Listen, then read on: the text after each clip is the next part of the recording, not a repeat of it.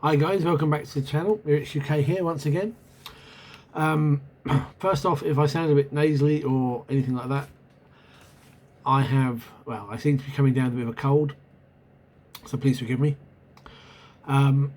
Secondly, it's been a couple of weeks since I did a vid. After a month of RPG a day 2021, I thought a little bit of break would be nice. And in that time, I have a little bit of good news. We have started our first face-to-face campaign again since everybody had to stop at the beginning of 2020, and I am running a homebrew campaign, essentially because I haven't really had a lot of time to really put pen to paper. It's a reskinning of an old campaign, a few tweaks and changes here and there, but essentially I'm using the groundwork to be able to have a bare skeleton. I don't have a proper name for the campaign yet.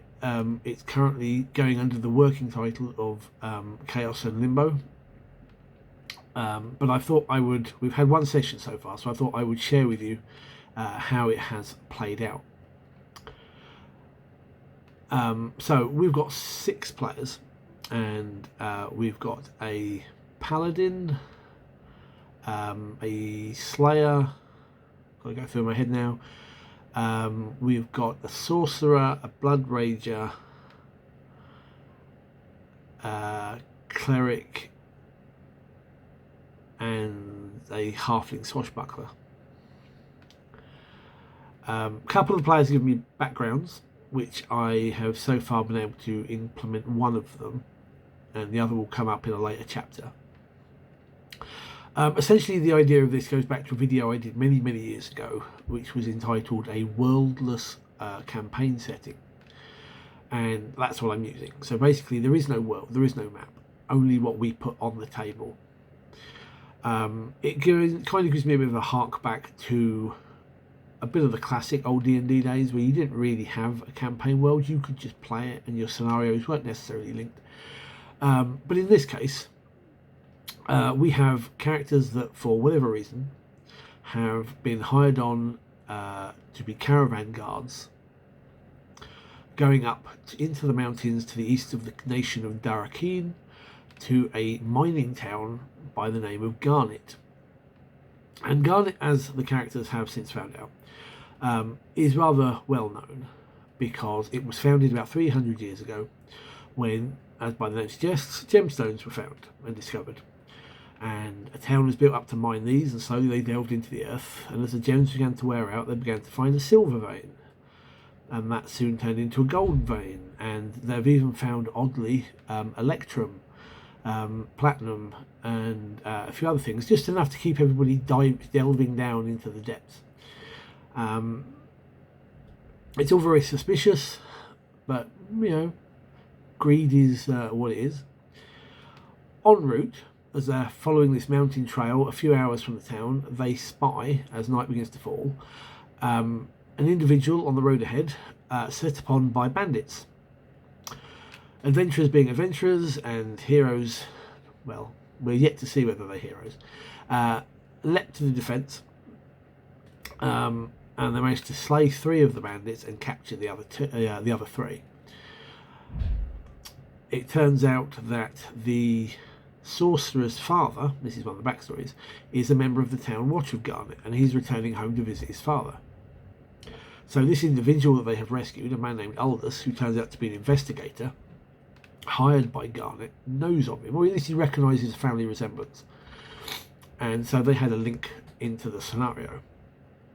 And Aldous has been brought in from Darakeen City to assist in a series of rather unpleasant deaths in Garnet. The Watch have tried to cover them up, remains have been destroyed and so forth, but something has happened now, and now the town is aware that something is going on. And essentially what he explains is, over the last couple of months I've had 8 deaths, well, 8.5, I'll explain that, where individuals appear to have melted like wax. If you can think of how those sort of blobs run down the side of a candle and solidify on the floor or on the floor, on the tray or on the work surface, whatever, that's kind of what's happened to these bodies. The skeletons and hair and stuff remain intact, but kind of like the flesh has just run and then gone hard again.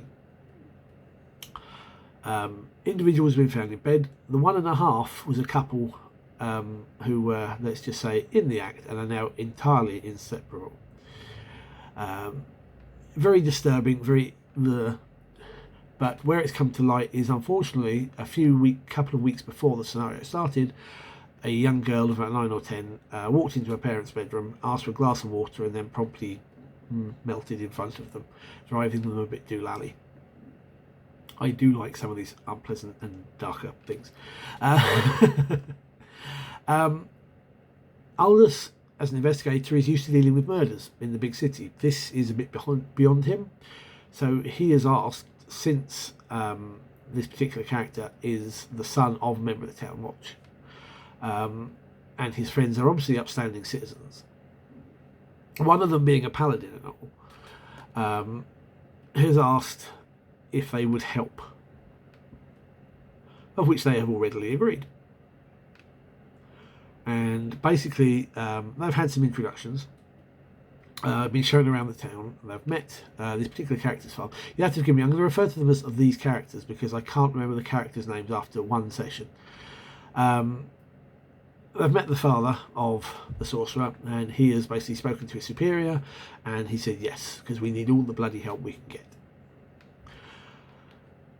They've explored the town, and they've looked at a couple of the locations where these events occurred. All they've really found is some oily residue where the flesh melted and solidified. They found a couple of links to other members of the deceased. I wasn't originally going to have this, but the players came up with some nice sort of ideas about why things might be linked. They're not necessarily correct, but I thought it's a town of only about 300 souls, so there's going to be some connection. So basically they know that two of the miners, the first victim who died in bed, and I think about the 6th who died somewhere down in the mines, had swapped shifts at some point, so they knew one another. There was a so-called vagrant hiding out in what's called the Rim. So as the town has as the mines continue to delve, the town has followed it. So you've basically got a quarry with the town in it and the mine entrance, and the remains of the old town, what's called the Rim, sit atop this quarry cliffs surrounding it, and they're basically just abandoned buildings and burnt out ruins. And the body of a vagrant, as they're calling him, was found up there, all in a rather unpleasant and melty condition. They've since tracked this down to, or tracked him down to there being a very loose connection to the young girl who melted, in that her and her friends got chased away from that particular house by the vagrant a few days before. Investigating that, they find that the individual had stashed a number of supplies and bags and things in the attic, and they kind of got the conclusion that whoever this was preparing to leave, and they were basically stashing stuff to get out in a hurry, which has them a little concerned. They've managed to tie this into another stranger who was in town at the time, who no one else can remember seeing, apart from one incident where they stopped and greeted each other outside of one of the shops in town. The two miners, the one who died in bed was basically asleep when it happened, so at least he never woke up. They've managed to find this note that links him and the guy who died in the mines. Now, the Slayer was exploring the guy's house when he spotted that the bathroom mirror had misted over, and the words "not yet" had appeared as though something had written in the mist. As he wiped that away, he saw behind him the reflection of what can only be described as a cultist, a bald man in red robes, staring at him with rather a malicious glee, and when he turned around, the figure wasn't there, and no longer in the mirror. The paladin came in to do detect evil, and even on a residual, he got an overwhelming response and actually collapsed almost from the very presence. But they have determined this was a projection, a manifestation of something. So just how powerful is this? And what does not yet mean? Their next course of action was to visit the rather deranged parents of the young girl, who are being looked after by the only cleric in town, who runs a I've forgotten the god's name, Torag, who's the god of mining. He runs the only temple there. You can tell it's been a while since I've run Pathfinder. I can't remember half the gods' names. But yes, so he's got them basically not locked up, but cared for within the temple until someone decides what to do with it. Now, the sorcerer came up with an idea, because no one was getting food to them with any sort of diplomacy or anything like this. He did a charm person. The idea being, if you can make them be your view you as a friend, might the magic actually be able to bring them out? And I thought that's quite a clever idea to do this. So I said yes, it works. And basically the only sort of clue they got out of this, because originally they had ideas that maybe someone was peering through windows and getting these people, but in this instance that wasn't possible, or if it was, there was too many variables. But the one thing the father can remember is that some sort of shimmery haze surrounded his daughter in a few seconds before it happened. But the actual witnessing this event has driven them completely mad, and there's not a lot more they could get out of them. Not anything that made any sense anyway.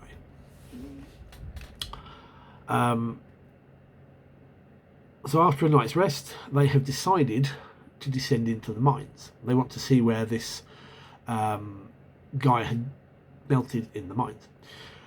Talking to the mine owner, or the mine supervisor, they've learned that there is a mystery with regards to the mines. These veins don't just dig down further into the mines, they open up areas of some sort of dungeon complex that seems to exist below the mountains. Now and again things do emerge, and occasionally adventurers will turn up and they'll ask permission to seek their fame and fortune down there. Some of them come back, many of them don't. Those that do basically speak of a dungeon complex that seems to change and move. Traps, monsters, secret passageways. The classical dungeon. But they do recover some treasure.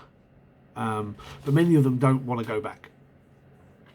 And the mine owner, the mine supervisor rather, explains that sometimes these openings are there, and then the next day when the people come back down, the mines have gone, or a new the entrance is gone, or a new entrance is opened. Weeks can go by without any sign of this, and then all of a sudden they'll smack down the wall, and suddenly there's a doorway, or whatever. Anyway, while searching for the area where this chap had died down in the tunnels, the sorcerer, the slayer, spots almost carved into the rock face, as though by somebody's finger, is the word now. At which point the wall literally seems to roll away like mud, like wet clay, to reveal a set of stairs going down into a dungeon complex. Intrigued, and obviously being sent down by some unknown presence, they have descended into the stairway. As the last one goes through, the wall literally folds back in behind them, and they catch a last shocked glimpse of Aldous and the mine supervisor's faces as the wall slides into place, and there's no way back out. Now, we've only done a little bit of the dungeon. They've explored a couple of corridors and one room where they face some sort of chain humanoid construct thingy, which, although nasty, they were able to put down. They are left with a series of doors and secret passageways left to explore. And that's where we wrapped up the session. This is Sunday 2 weeks ago. The next session is actually in 2 days' time, which I'm really looking forward to. And I've had a little feedback. Everyone is really super glad to be back face to face. I haven't seen some of these guys in over a year. It's just been nattering online and text messages, and everyone seemed to really enjoy getting back into it and enjoyed the mystery that they've got. The next session, I don't think I've got. I'm basically writing it as I go along, so I know what they've done, and then I write the next bit in the 2 weeks I've got. I think this Sunday session will all be about the dungeon exploration. So I'm not feeling I've got to go too far ahead. But I think they will level before they leave the dungeon, or at least before they reach the next level of the dungeon. And they might find something out about this mysterious presence. I'm not sure whether I want to give any of that away just yet. They still don't know what's going on with the melting. English, not my best language. So that's still a mystery. But they might find out something about that as well when they reach the next level of the dungeon. I'm kind of waffling a bit now. It was really good to get back in. It was nice to have people running a scenario with a decent investigation, and players who are suddenly much more interested in doing it because we haven't role played properly for a year and a half. I felt a lot more investiture from everybody, and that was good. And hopefully we can keep that going. And everyone is. I'm lost for words now. And everyone sort of like got themselves back into it. We've all had a nice break. I think a year and a half of not gaming has been a nice break, and it's probably going to do all of us gamers a world of good to get back into it now. Anyway, that's where we're up to in the campaign. I say the next session is in 2 days' time, where they delve into the dungeon, well, a piece of the dungeon below the mines. And after that, I will do another vid to sort of like catch up to where they are now. Hopefully you've enjoyed the vid. I know it's just me waffling for nothing, but any questions, any comments, please drop them down below. I will try and answer. Some things I might not be able to do because obviously I don't know if the guys will see this vid. I don't want to give away too much of a spoilers. But